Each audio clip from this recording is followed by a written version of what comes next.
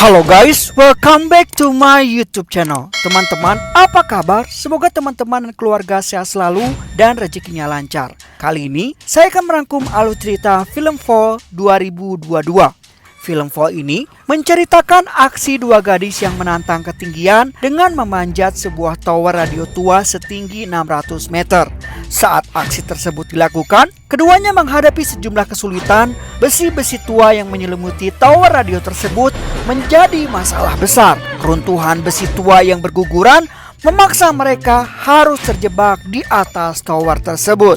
Ketakutan pun mulai menyelimuti mereka, ditambah perlengkapan yang serba terbatas membuat mereka sulit keluar dari atas tower. Bagaimanakah kisah keseruan film ini selanjutnya? Sebelum melanjutkan ke cerita, jangan lupa klik tombol subscribe dan jangan lupa nyalakan tombol lonceng notifikasinya agar kalian tidak ketinggalan video terupdate dari saya. Tanpa berlama-lama, langsung saja check it out.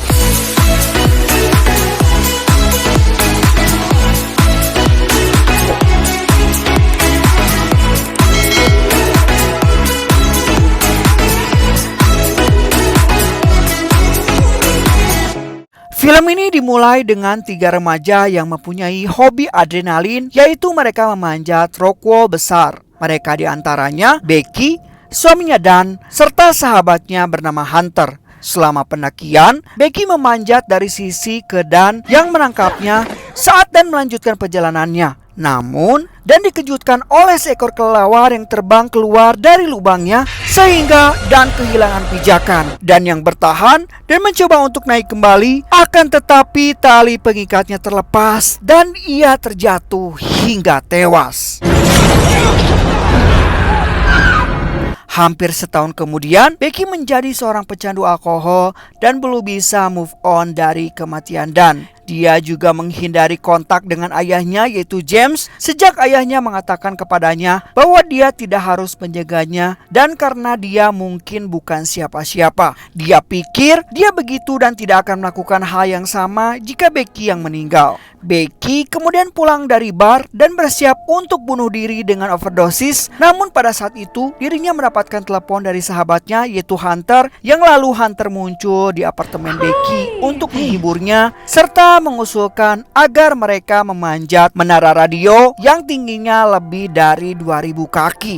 Becky pun di sini ragu-ragu karena dia belum mendaki sejak kematian Dan. Lalu mereka menginap bersama semalaman dan Becky mengalami mimpi buruk bahwa Dan ada di samping di tempat tidur, mati berlumuran darah. Ketika dia bangun, dia memberitahu Hunter bahwa dia ingat kata-kata yang Dan katakan kepadanya tentang tidak takut untuk hidup, sehingga dia setuju untuk pergi bersamanya ke menara. Keduanya lalu bergegas pergi ke area dekat menara. Mereka berhenti di restoran untuk makan, di mana Hunter membantu Becky mengisi daya ponselnya dengan menggunakan lampu sebagai stop kontak. Mereka kemudian menginap di sebuah motel untuk bermalam sebelum pendakian besar dimulai. Gadis-gadis itu berkendara menuju menara, namun mereka tidak bisa pergi jauh ke dalam karena gerbang terkunci. Lalu mereka memutuskan untuk berjalan masuk ke sana. Di sana mereka menemukan burung-burung sedang memakan tubuh bangkai seekor anjing hutan. Dan gadis-gadis itu pun mengusir para burung untuk pergi. Begitu mereka tiba, Becky hampir mengundurkan diri karena dirinya gugup, tetapi Hunter meyakinkannya untuk terus berjalan. Mereka memulai pendakian dan berhenti setelah 1000 kaki, di mana mereka mengamati pemandangan sejauh ini, dan Hunter berkomentar bahwa mereka telah melewati ketinggian Menara Eiffel. Saat mereka naik lebih jauh, mereka harus menaiki 200 kaki lalu melalui tangga luar yang berkarat.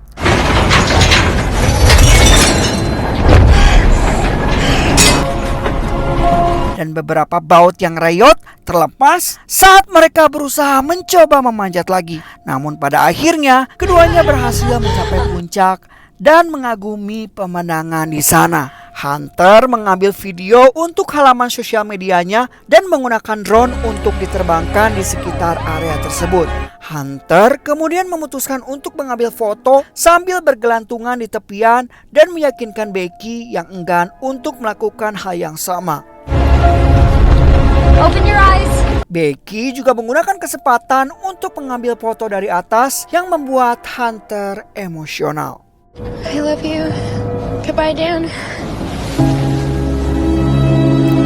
Ketika gadis-gadis itu memutuskan untuk mulai turun kembali, Becky berjalan lebih dulu dan berhasil mencapai bagian tangga di mana dua baut yang jatuh dari tangga terlepas menyebabkan Becky menjatuhkan tas mereka yang berisi drone dan air, yaitu ke satelit di bawah.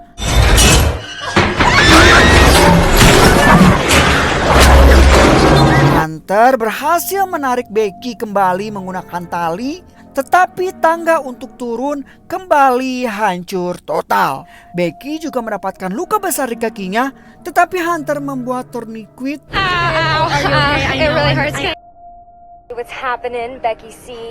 We are stuck at the top. Dan mereka menemukan teropong dan pistol suar di kompartemen mereka, tapi mereka menunggu untuk menggunakannya sampai nanti diperlukan. Di sini, mereka juga tidak memiliki sinyal untuk menelepon meminta bantuan. Mereka mengira suara tabrakan mungkin akan menarik perhatian.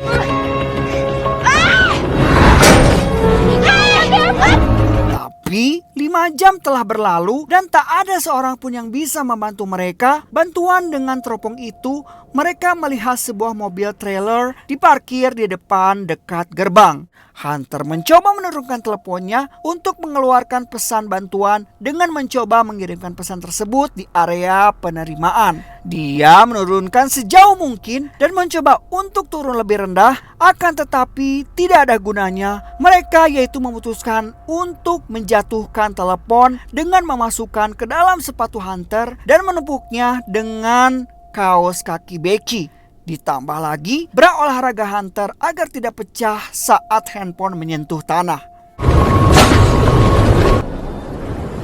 Sayangnya, itulah yang terjadi ketika salah satu pria di trailer mengajak anjingnya berjalan-jalan di dekat lokasi dan si anjing tersebut menemukan sepatu Hunter dan handphone yang sudah rusak. Gadis-gadis itu melihat mereka dan mencoba menarik perhatian dengan melempar sepatu Becky. Akan tetapi, lagi-lagi tidak berhasil.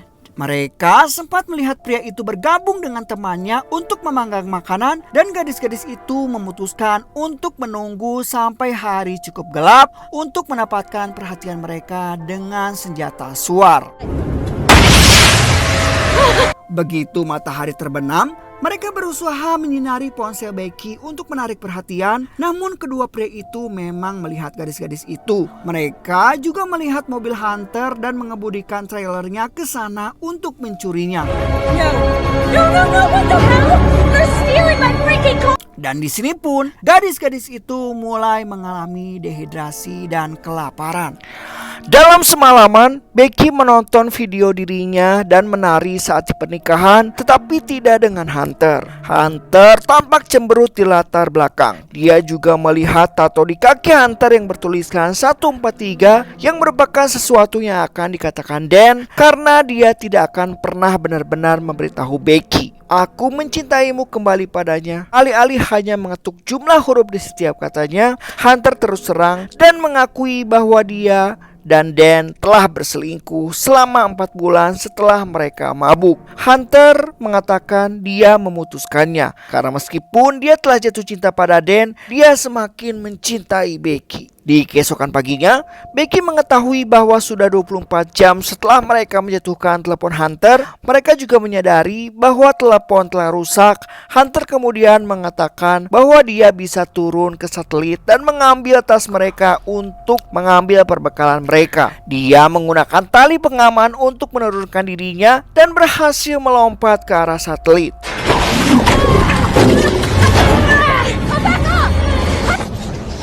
Setelah minum, Hunter menggunakan tongkat selfie untuk mengikat tas ke tali pengaman dan kemudian menggunakannya untuk membantu dirinya naik kembali saat mencoba memanjat. Saat dirinya mencoba memanjat, Hunter tergelincir tetapi tampaknya masih mendarat di atas. Namun tangannya menderita luka bakar saat tali memaksa Becky menaiknya kembali ke atas. Gadis-gadis itu lalu menulis sebuah catatan dan melampirkan ke drone untuk mencoba dan mengirimkan ke motel. Baterainya terlalu lemah, jadi mereka menebakannya kembali sebelum jatuh. Becky juga ingat bahwa Hunter harus charging hack dan naik ke puncak menara untuk menyambungkan drone ke stop kontak. Ketika tidak dapat dijangkau, Becky menggunakan cincin kawinnya untuk mengisi daya baterai yang dipegang. Becky menahannya selama berjam-jam, namun burung-burung terbang ke arahnya memicu bau luka kakinya. Becky berhasil mengisi daya hingga penuh dan menerbangkannya tepat sebelum drone mencapai motel. Sebuah truk menabraknya dan menghancurkannya, dan pengemudinya tidak menyadarinya. Di sini ia mulai semakin mengigau karena dehidrasi dan kelaparan. Dia meminta sepatunya kepada Hunter sehingga ia tidak dapat mengirim teleponnya sendiri untuk meminta bantuan. Kemudian terungkaplah bahwa Hunter yang dia ajak bicara selama beberapa jam terakhir adalah halusinasi. Hunter tidak pernah mendarat dengan tas dan terjatuh di atas satelit ketika mencoba memanjat, dan dia tewas kehabisan darah. Becky hanya menarik tasnya dan membayangkan Hunter, dan Becky tidak mampu menghadapi kenyataan bahwa dia telah sendirian. Di keesokan paginya, burung besar itu membangunkan Becky yang sedang tertidur dan mencoba mencabut kakinya. Becky kemudian mencengkram leher burung itu dan memukulnya sampai mati, dan dia mulai memakannya. Becky menyadari dia memiliki satu kesempatan terakhir untuk bertahan hidup, dan dia mengirimkan pesan kepada James sang ayah.